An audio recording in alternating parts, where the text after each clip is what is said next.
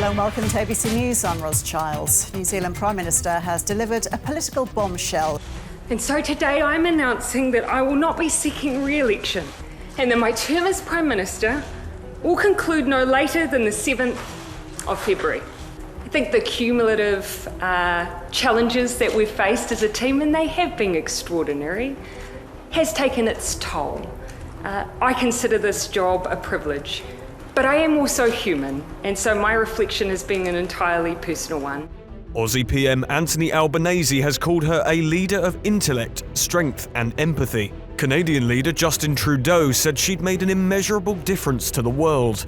But her critics say she epitomised the worst of woke politics and that she'll be remembered for imposing one of the world's most draconian lockdowns. Because an awful lot of people in this country, and I count Nicola Sturgeon amongst them, all of the kind of sage maniacs, all the people who thought lockdowns were brilliant, looked up to this woman as if she was some kind of poster girl for the way future government should operate. Let's look at what went wrong for the New Zealand Prime Minister, whose sudden resignation has rocked the political world.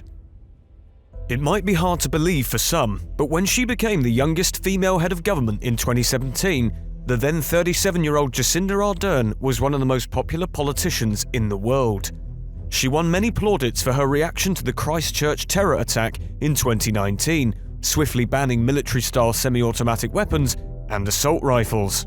And during the COVID pandemic, her Labour Party was praised the world over for its tough response to the coronavirus threat, earning her a landslide election victory in 2020.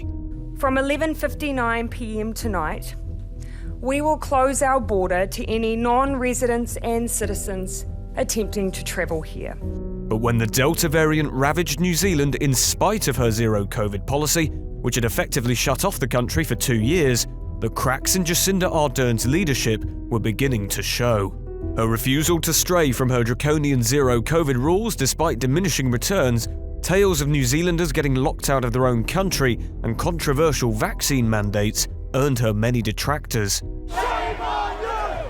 Shame on you! The reality is that her policies on COVID were an absolute disaster. She finally saw sense, but not before a huge amount of damage had been done. You know, she pursued this utterly insane zero COVID policy, subjecting her own people to the most extraordinary repression, all the while with this weird smile on her face, deeply sinister.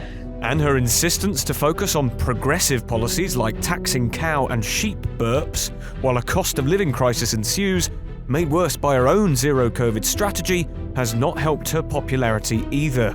The country is also suffering a rise in violent crime and a housing crisis, with her flagship policy Kiwi Build being described as an abject failure.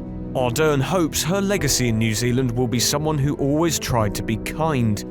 But what do you make of her leadership? Did her own vanity defeat her, as some have suggested? Or has she faced disgraceful treatment from bullies and misogynists? Let us know what you think in the comments below, and be sure to subscribe for more punchy explainers on the world's biggest stories.